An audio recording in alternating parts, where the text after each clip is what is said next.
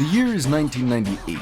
Pokémon debuted in 1996, but you live in the United States, so this shit's brand new. For a non-specific holiday, or even possibly a birthday, you received your very first copy of Pokémon Red. After excitedly scanning the box several times with your eyes, you pull out the game, pop it into your Game Boy, then hear this.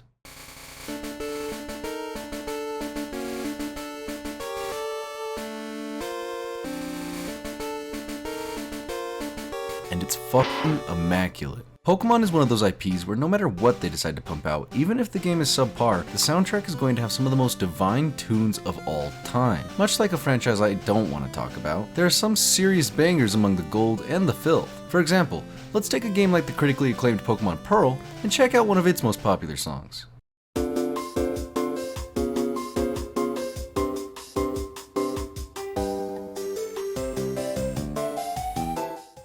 Now, let's take a random song from the not so well received Pokemon Rangers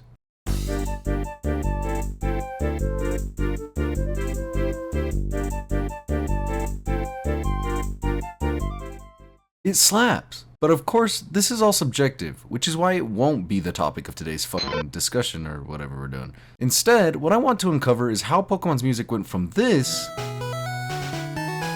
to this. And more importantly, who the minds behind these gorgeous symphonies are. I also want to be clear, I'm not a full-blown musician, so my terminology may be wishy-washy.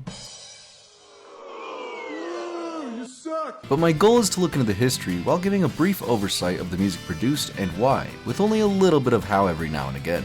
Without further ado, let's begin! To kick us off, I want to take a look at the beeps and boops from Generation 1, as this is where it all started.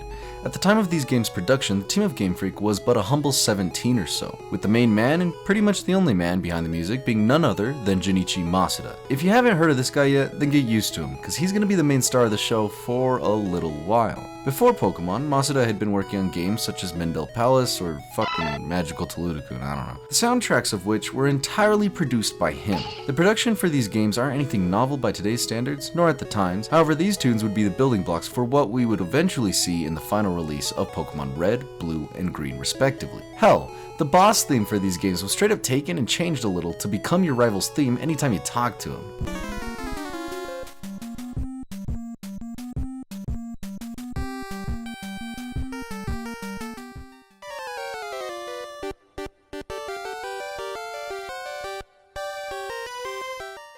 This is important because a lot of musical tropes from Pokemon would start here, and the overall tone for what the music should sound like in Pokemon would similarly be sprinkled throughout Masuda's works. It wouldn't be until the year after the debut of Pokemon RGB, during the craze and when some people would actually claim that parents should not let their kids watch Pokemon, play Pokemon, buy Pokemon cards, have anything whatsoever to do with Pokemon, that Masuda would work on a game called Bushi Seryuden Futari no Yusha, and come to meet the now profound Go Ichinose. Ichinose didn't have many projects under his belt at the time. In fact, he had only worked on one other game for Game Freak, but through this collaboration, the world of Pokemon's music would begin to evolve. You see, after working on Bushi Seryuden, Ichinose would be brought on board to help work on the sequel to Pokemon RGB, thus bringing the number of musical producers up from one silly little synth dude to two silly little synth dudes. That's why Pokemon RGB sounds like this, and why Pokemon Gold, Silver, and Crystal sound like this.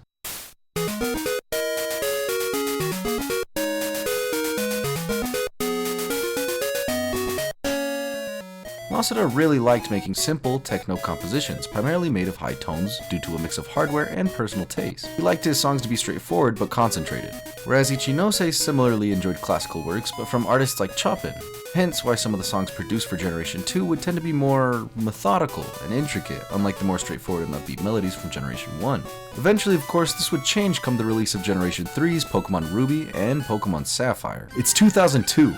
The Olympics were held in Utah for the first and last time. This song came to existence. Low-rise jeans were the shit. Kingdom Hearts came out, so did Mario Sunshine, and a bunch of other good games. And I was born.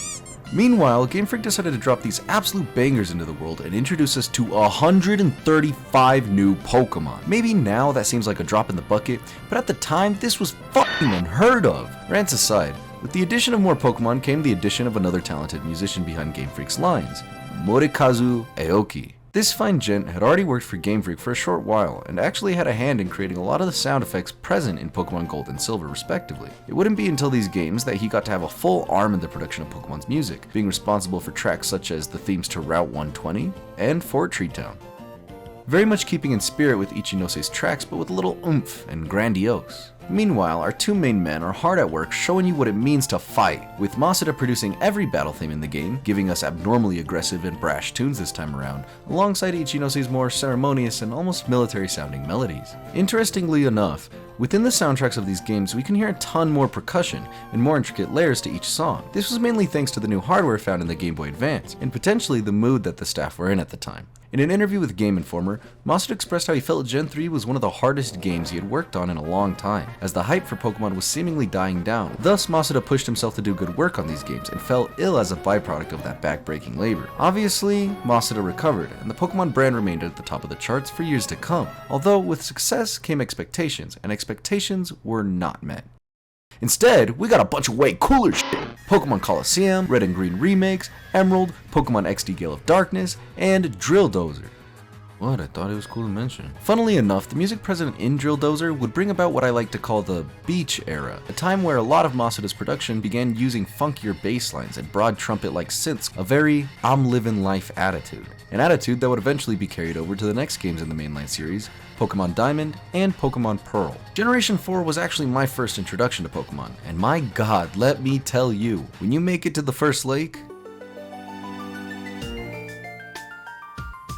those hills fucking sing. The DS allowed for a lot more to be done with the sounds of games, and the geniuses at Game Freak took full advantage of that notion. I'm not exactly sure how they managed to do this, but I found out that the DS had 16 PCM channels that allowed for hardware itself to mix the tracks, according to this article on the specs of a DS, so I'm sure that had something to do with it. This would also be the first time Junichi Masuda was not in charge of the music, as the one taking the lead this time would be Ichinose, which probably explains the laid-back yet rambunctious tone a lot of the tracks carry. Aoki was also out of Game Freak's picture by this time, moving on to projects like the Mario and Luigi series, so a new musician was appointed to the position of composer, known as Hitomi Sato, a game designer turned soundtrack composer. Sato had previously worked on Generation 3's programming, but would instead compose works for Generation 4, such as the theme to Jubilife City and various other tracks within Diamond and Pearl. Having Sato produce gave Gen 4 the fresh feel it needed. Instead of the commonly found techno-pop we were so used to throughout the series up to this point, we were given more relaxed, atmospheric, and patient tunes. Suddenly, the themes to cities and forests took their time conveying their energy through the music, with most tracks starting slowly and over time presenting the main melody with a crescendo back to the slow. The song I think conveys this idea the best is the theme to Eterna Forest.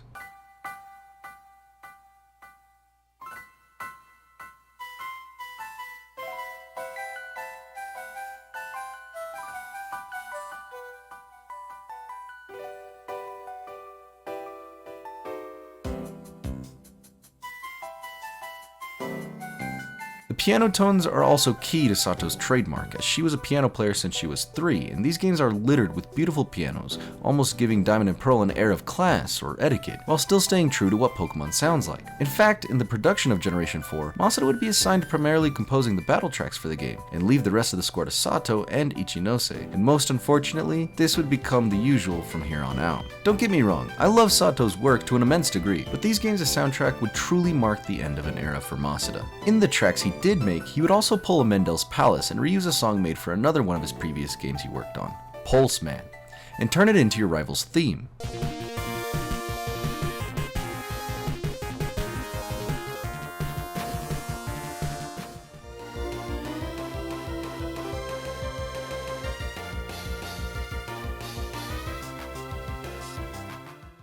Now this would normally be my segue to the next mainline title, but instead I want to take a little break to talk about a game that I feel often goes forgotten in the plethora of Pokemon titles. That game being Pokemon Battle Revolution. For those of you who don't know what this game is, it was a Wii title that was essentially a modern Pokemon Stadium with an updated Pokédex. At the time. This game wasn't revolutionary by any means, like the title suggests, but it would be the last time we would hear music produced by the wise Tsukasa Tawada. Previously the composer for Pokemon Stadium, Tawada would reprise his role as the musical composer for this game, and oh my f***ing Arceus was it good. The title track, the menu tracks, the fucking arena tracks, all absolute goddamn bangers. Never before and since has Pokemon felt so modern and carefree. I know I've been stuffing music down your throat for the past 6 minutes or so, but just give this track a listen.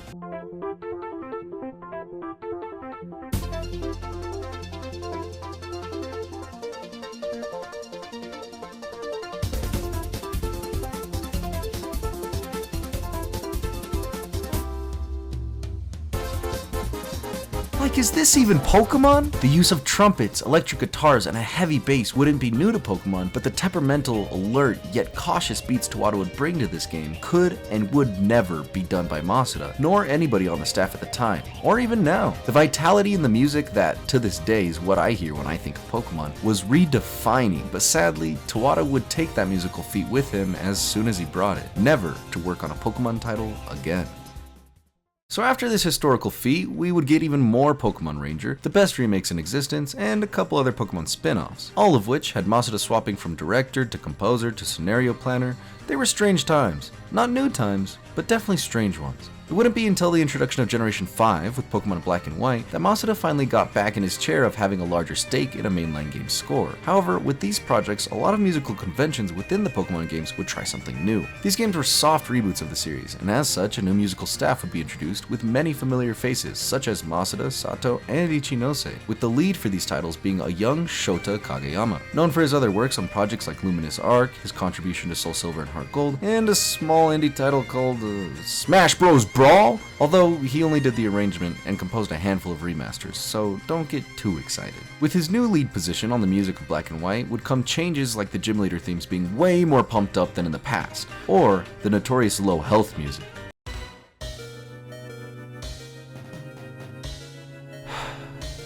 I still miss it. By the way, this song can be credited to Kageyama. He's the reason why I, and many others my age, have anxiety. The tone in these games were incredibly different from what we heard before though. Even songs that would follow a more traditional score had a sort of fuck you about them. Sato would use her beautiful piano skills on a synth now and create surprisingly nostalgic songs such as Bianca's theme and of course everybody's favorite,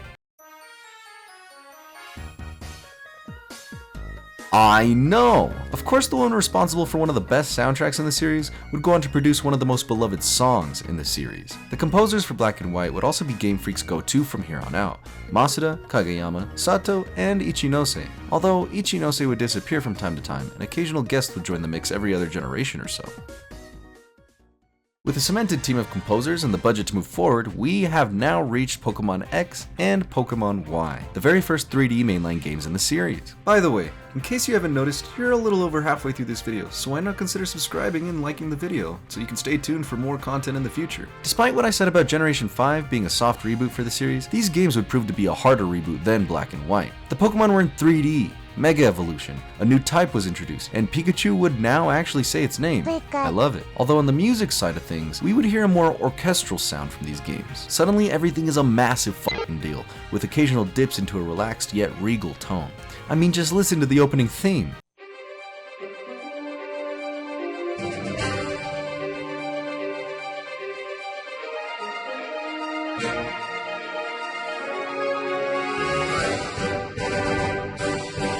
In an interview with Nintendo World Report, Masuda would speak on the theme of these games, and unfortunately he gives a seemingly vague answer, saying that the theme is being unique. And despite the feelings I had when first reading that, I think he's right. At first it's easy to think that most of the score for these games fits into your usual Pokemon techno-pop thing. But like I was saying earlier, there is a surprising amount of songs that are way more orchestral and classier than anything we've heard in the past. Even Masuda would be using instruments like an electric guitar or a fucking xylophone to keep up with the intricate main melodies of the game. We have the same musical staff on this game, but I feel we're given a side of them that hasn't been shown before, nor seen since. Everyone is still playing to their strengths, but we've definitely ventured a bit from where we started. It's like how the moon goes down during the morning, and the next time you see it, it's a little different. Wait, what the fuck? Pokémon Sun and Pokémon Moon. My favorite names for a Pokémon game, and also my least favorite Pokémon game. I don't know what it is about these games, as all the concepts that were in here are ones that I fucking love. Parallel universes, red and blue as adults, and no gyms. Take my fucking money! However, the overall presentation for these games would somewhat kill it for me. Regardless, we're here to talk about music, not give a review, so let's do that. It all started back in 2016 when two new composers who love each other very much, and money, joined our roster, Tomoaki Oga and Hideaki Kuroda. Oga would be responsible for a good portion of Sun and Moon's score, composing / producing immaculate songs like Blue's theme and the Salon music, aka the music playing right now. Meanwhile, Kuroda would seemingly only help out where where help was needed, composing only 2 songs, those being the Paniola Town Night theme and the Battle Tree Boss theme. Ogo would introduce a somewhat jazzy R&B vibe, while Kuroda would again seemingly go with a more traditional approach. However, across the board, all composers involved would seemingly use more sub-melodies in their songs, with an example being the battle theme for the Tapus produced by Masuda. Ichinose and Sato would also be creating sounds for certain events more than ever before. Ichinose created the chime that plays when you heal, while Sato is creating the sounds for winning the battle royale or the trade music. Honestly, looking at how they decided to split up the work, the whole process of who did what seems kinda sporadic. As we've discussed, Masuda is usually on the battle themes, while Sato and Ichinose are on the area themes, or another composer is filling in. But now we have battle themes being arranged by Ichinose, then composed by Masuda, or just full-on collaborations, such as with the trainer battle music. This would also be the same year that Masuda worked on the score for Pokemon Go, and I feel that thin, synthy sound that is present in that game definitely made its way into Sun and Moon. Sato's past would also come back to haunt her, with Howley City's theme being incredibly similar to something that would have been composed for Diamond and Pearl, with its return to classic piano and jazzy chords. And that's pretty much it. Then boom! Out came the Nintendo Switch, and the days of handheld gaming were dead. Or were they? So Generation 8 came with a lot of new shit.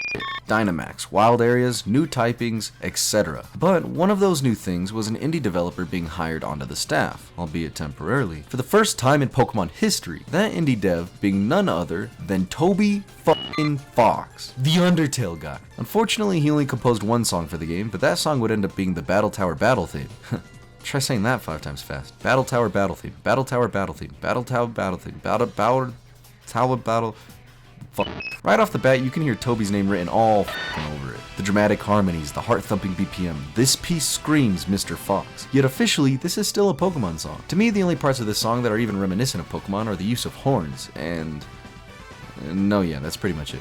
Speaking of comparing this work to the soundtrack though, where does it lie? Well, in this case, a lot of songs would be composed by Minako Adachi, Ichinose, and Keita Okamoto, respectively, with Adachi manning the helm for a good portion of the score. She would mainly be in charge of the production for many of the battle themes, and is the reason I feel Sword and Shield felt so different from other Pokemon games. You'd be shocked at how much voice work is in these games' score, and it gives a completely different energy to these titles, reminiscent to 80s jazzercise videos, at least to me. So far we've heard rudimentary beeps, complex boops, beautiful jazzy pianos, percussion-heavy wubs and dubs, surprising orchestras, R&B-like pop, and songs emphasizing a vocal melody. But what about a Serbian-esque Spanish instrumental music? aka guitars. That brings me to the latest entry in the Pokemon series, Pokemon Scarlet and Pokemon Violet. It's no secret that these games are based off the Iberian Peninsula, drawing inspiration from the cultures of Spain, Barcelona, and Portugal respectively. With that came a drastic change in the music used for these games. Now we follow a Serbian-like arrangement with famously Spanish instruments being used, such as guitars and tambourines. Long gone are the days of techno-pop. Now the staff at Game Freak is made up of a ton of people, each with unique roles you don't often see in the production of other games, such as the role of voices? Not voice actors, just voices. Plus, you would think that with so many hands on deck, these games wouldn't have suffered from whatever this is, but it is what it is. The lead for these games' score would be none other than the legendary man himself, Go Ichinose, with our all-star team of Hitomi Sato, Junichi Masuda, Minako Adachi, and a returning Toby Fox. These 4, along with the help of long-term Game Freak employees Teruo Taniguchi and Hiromitsu Meiba, would produce a score that is unlike any other we have heard before. Each song feels like it was made to be danced to, with each province specifically making me want to shake that ass. Masuda would still be producing the least amount of songs out of the team, but he would take up the job of producing the themes for both Poco Path and Cabo Poco, both of which sound the most Pokemon to me. The others, however, they would decide that the only way to take a big step in a Pokemon game's music was to make something that would never be in a Pokemon game. Levincia's theme, Nemona's theme, fucking Area Zero's theme. Oh, that's where the voices are used. All of these are incredibly different from what we've come to know Pokemon for. Forget a quick, upbeat, techno-pop, jazzy tune. Instead, what if we just...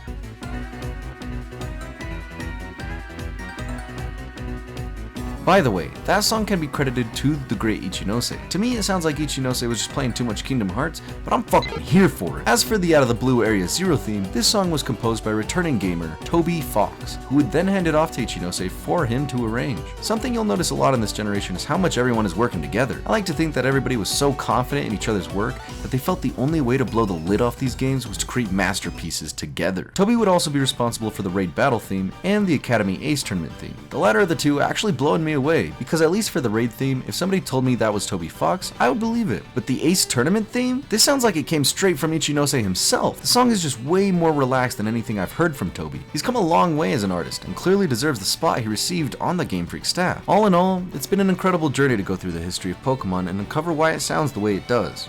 I appreciated the music before, but now I have an insane amount of respect for the work put into the scores, with Sato being my favorite. I still feel like there's so much more to touch on though, like Arceus or the DLC for Scarlet and Violet. So if you enjoyed, please leave a like or comment asking for more. Otherwise I'll have no idea and I'll probably never revisit this topic. Probably. Either way, thank you so much for watching if you did, and I hope to see you in the next video. Peace!